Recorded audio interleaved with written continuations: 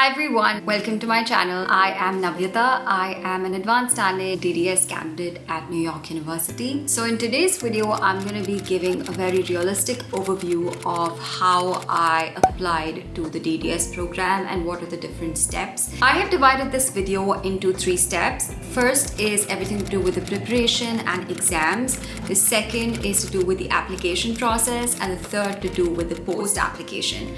So if you're interested to get a bird's overview of the entire process and also the expenses associated with this, then keep watching. So before starting this whole video, I want to give a disclaimer that this process is a very tedious process. It's not only exhausting mentally but also financially. So do not get burned by thinking about the end goal in mind. It is a step-by-step process. It's like a check mark, and once you're done with this, only then think about the next one. Keep yourself motivated, positive, and also remember this is a very rewarding process. So if you ever worry about the financial burden, then do remind yourself that you're going to be a dentist in the US at the end of the day. So the first step when I applied for this is getting your credentials evaluated by ECE. ECE is the Educational Credential Evaluators. Now, if I have to give an example of what it is, if you have a rupee, Indian rupee,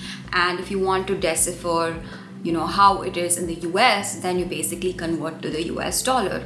Similarly, for us back home, our educational system may evaluate us quite differently. So we are evaluated in terms of percentages, like how much you score out of 100 and you get a percentage for that. But in the US, it has a GPA system, a 4.0 GPA system. They're going to evaluate everyone by converting it to the GPA system and then deciding who is a good candidate. But also remember that the evaluation or the decision whether you're going to get an admit or not is not solely based on your GPA. It also depends on several other factors like your clinical skills, which is determined by bench tests, your personality, SOP, your experiences. So don't get bogged down if your GPA is not very high. You can still showcase who you are and the fact that you are a consistent, hardworking person to other things that you submit in the application process. So the cost of ECE evaluation is $195. And there are additional charges if you require additional reports. So what exactly is needed for this ECE evaluation are all of your score reports from your degree. So if you've done a BDS degree, you have to go to your respective university and ask them to give you an attested copy, and they themselves will mail it to the ECE evaluators. Or you can also give your original marks card and mail it yourself, but that is very risky. I wouldn't really take the chance of that. If you're going to a university and asking them to attest it, then remember that in India it does vary depending on the university's timeline to send those documents. There's also another option for electronically sending these documents, but only few universities have this. Luckily enough, my MDS degree, I was able to send those transcripts electronically to the ECE. Definitely it's more quicker, cheaper. I also want to add a note that a lot of the Canadian schools do accept the VES evaluation. There are also a few schools in the US like Loma Linda University which do accept the VES evaluation, but overall as a universal thumb rule, most of the US schools, they do need the ECE evaluation. So I would go for the ECE evaluation if you're very specific about the US schools. The next step is probably one of the most important steps of this whole process. It is the INBDE exam. Full form of this is the Integrated National Board Dental Examination. It is an exam that kind of tests you what you've studied throughout your dental school. Normally for candidates who are doing their DDS degree, the traditional 4-year program, they take the INBDE all towards the end. But for us, the advanced standing students, we have to take this exam and show them the pass report for us to proceed with the application process. Cost for INBDE exam is around $800 if I'm not wrong, and your reporting can be additional charges, so keep in mind of that. Also, a very important point is that that INPDE can be taken only in the United States. There are no exam centers in India, and that's kind of really sad because USMLE and all of these exams can be taken in India, but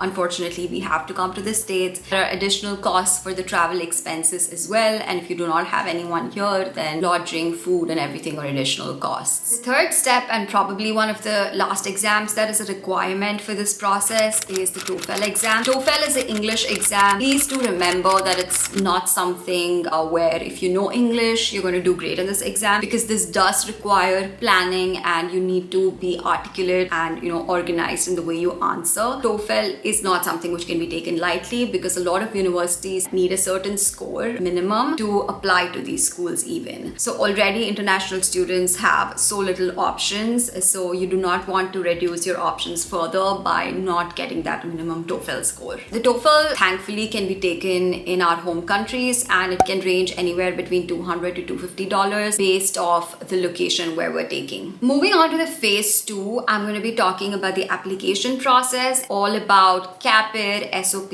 LORs. Statement of purpose, or SOP, it's like a short essay that you write to the admissions committee of stating about your background, about who you are as a person, why you're doing dental, and what are your goals in the future, also why you want to move to the US. You have to apply one common SOP to all of the schools, which is submitted in the CAPIT portal. But later on during the process, when you do the supplemental questions, some of the schools do ask school-specific answers as well. So I've already made a detailed video of the statement of purpose and what to include in it and what not to include in it. I will leave a link of those two videos somewhere along the screen. The second application, the letter of recommendation. So letter of recommendation, I would suggest get 2 of them at least. Letter of recommendation gives the admission committee credibility of who you are. It basically gives an overview of your work ethic and also how your potential is through the eyes of your mentors and supervisors. So it's very important to have 3 of them in your mind who you can rely on to give a very strong letter of recommendation. Make sure that they're including your specific work and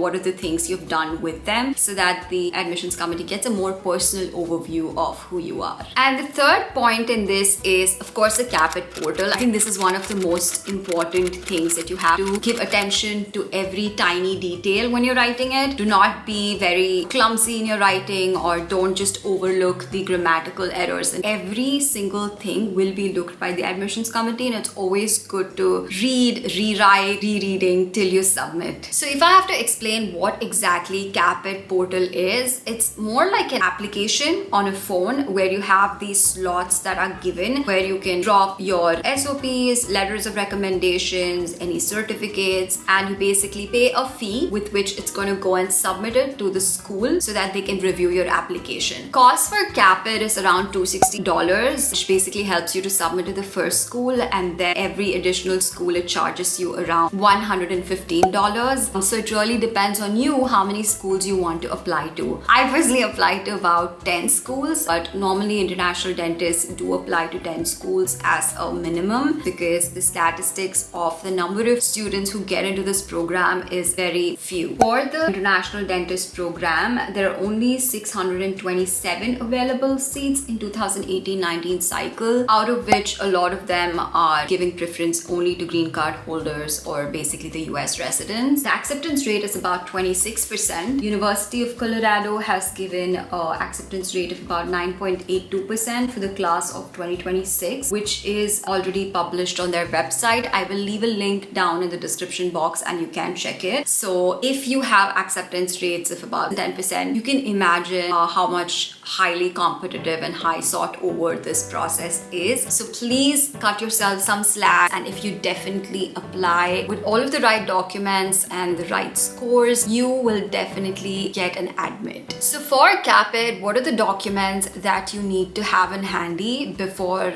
the CAPIT portal opens? So you need the ECE or the best evaluation, TOEFL scores, SOP, LORs, your resume or CV, and any certificates of volunteering experience experience that you've had. The portal for CAPIT typically opens in March and it closes in about 3 more months extended. That technically means that if this March I do not get my applications in, then I have to wait for one whole academic cycle before I can actually potentially apply to this university. We finally reached the step 3, which is the post application, which includes bench tests and interviews. So bench tests are not something which are given by all of the universities. I gave it in Loma Linda University. So again, for this, there are additional expenses of travel because obviously you have to go in person for the bench test. The bench exam, you have to pay a certain fee to be able to take this exam. For interviews, they normally don't charge you. Bench tests can vary based on universities and it's up to them how much they charge. So I don't really have a number for this one. So schools like Loma Linda, Buffalo, they all have bench exams where they test for your restorative skills and your crown preparation skills. So they want to see a holistic view of how you are, not just in your theory aspects, but also the clinical aspect. I was able to clear that stage and go to the interview stage with Loma Linda. So you have to be good in this stage only to move on to the next stage, which is the interview. The interview process can be different in different universities. One of them have the traditional format, which is the one-on-one interview, or you can have the multiple mini interviews, which have rotating stations where you have to go and answer different questions based on ethical situations or clinical situations. You can also have recorded interviews, which are called as the Kira test interviews. Instead of a person coming and interacting with you in a live setting, you have the questions which are popping up on the screen and you have to basically answer to that where they record your answers. One tip that I definitely have for interviewing is know your interviewer, research about him or her, and know what their interests are, because if the work you've done and if you have interest in the same field that the interviewer has worked on, then that will help in building a rapport during the interview and it will give the interviewer a different perspective of who you are. But when you start talking about things that they're more aware of, you are able to build a rapport and a connection with them, which is a very humane way of connecting with your interviewer. For me, it was a bit of a challenging process because I had to give Zoom interviews. Of course, I'm grateful that I didn't have to spend again to come in for person interviews. For Zoom interviews, it kind of becomes a little tricky where you have to build that personal connection. But I was able to build that rapport with my interviewer because we were able to hit off on a similar topic. So definitely these kind of human connections do leave a mark in their mind. So it's important to establish that. And after this, of course, is you wait for those results that you have worked for. But keep in mind that if you're doing these efforts, if you have all of these documents, you're presenting yourself in the right light as to who you actually are, then you definitely will get an admit and you will make it to the end. So if you're interested in watching other videos about the whole DDS process and just dental school in general and life in the US, consider subscribing to my channel and do leave your comments down below. I read each one of them and I love responding to them. If you have any doubts regarding this process, then you feel free to reach out to me on my email, which is provided in the description box. You can also follow me on Instagram and stay connected. Hope this helps any one of you. Thanks for watching. See you in the next video.